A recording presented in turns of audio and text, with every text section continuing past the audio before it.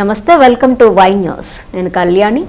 This news sponsors by Shri Krishna enterprises. Railway station ఎదురుగా మా వద్ద అన్ని టీవీలు, ఏసీలు, ఫ్రిడ్జ్లు మరియు అన్ని రకాల ఫర్నిచర్ హోల్సేల్ ధరలకు అమ్మబడును.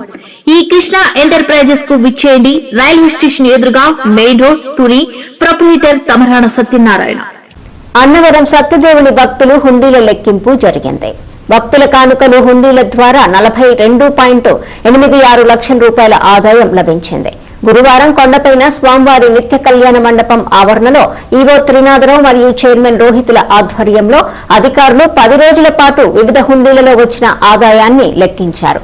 ఈ లెక్కింపులో నగదుతో పాటుగా 1.500 మిల్లీగ్రాముల బంగారం, 88 గ్రాముల వెండి, ఇంకా విదేశాలకు చెందిన కరెన్సీ లభించింది. అయితే ఈ నెల 15వ తేదీన తొలి విడత వచ్చిన హుండీల ఆదాయంతో కలిపి మార్చి నెల సుమారు 2 కోట్ల ఆదాయం లభించినట్లు అకౌంట్స్ విభాగం అధికారి పసుపులేటి రమేష్ తెలిపారు.